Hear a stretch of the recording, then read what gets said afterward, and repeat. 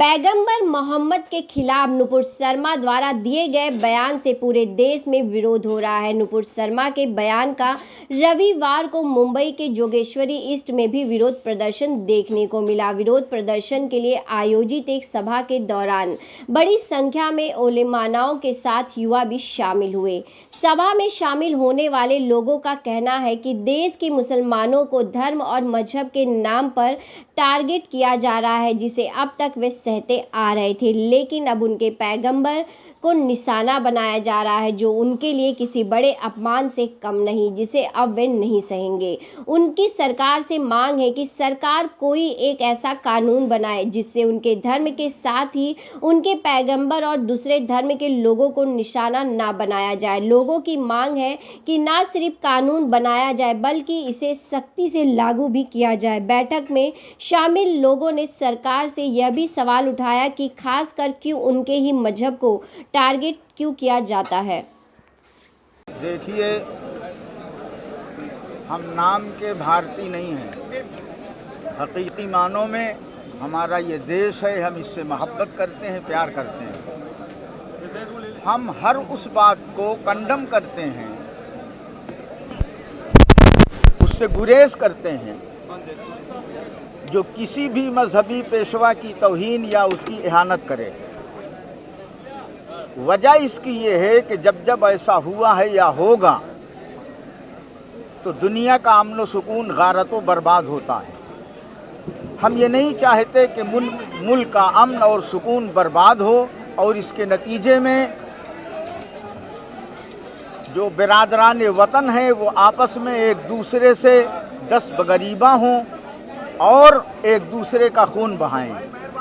हम इसलिए कोशिश कर रहे हैं कि ऐसा कुछ नहीं होना चाहिए, किसी के भी मजहबी पेशवाओं की तौहीन नहीं होना चाहिए। बिलखुसूस आकाए कायनात अलैहिस्सलातु वस्सलाम का मनसब जो है वो सिर्फ मालिक जानता है, भगवान जानता है, अल्लाह जानता है।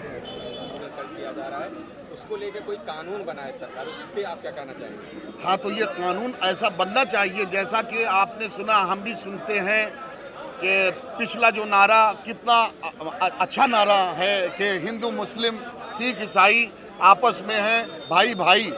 तो ये मेरे ख्याल से सरकार रिसालत मआब की देन है, उनका एहसान है कि इस सरजमीन से ये नारा बुलंद हुआ है। सरकार चाहते जिस वतन में आप रहते हैं उस वतन को अपनी ज़िंदगी, अपनी लाइफ, अपनी इज्जत समझो, कोई भेदभाव नहीं होना चाहिए।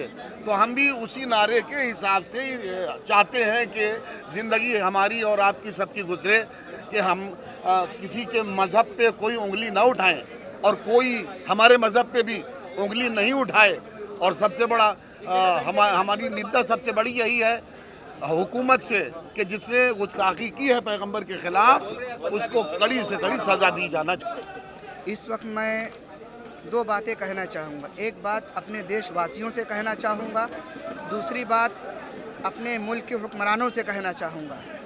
पहली बात मैं अपने देशवासियों से ये कहना चाहूँगा कि अगर किसी ने गलती किया है तो उसकी गलती की सज़ा उसे मिलनी चाहिए, और ये काम हुकूमत का है कि हुकूमत उसे अरेस्ट करे, हुकूमत उसे गिरफ़्तार करे और उसकी गलती की सज़ाओं की हुकूमत उसे जिस अंदाज में बेहतर से बेहतर अंदाज में देने की कोशिश करे।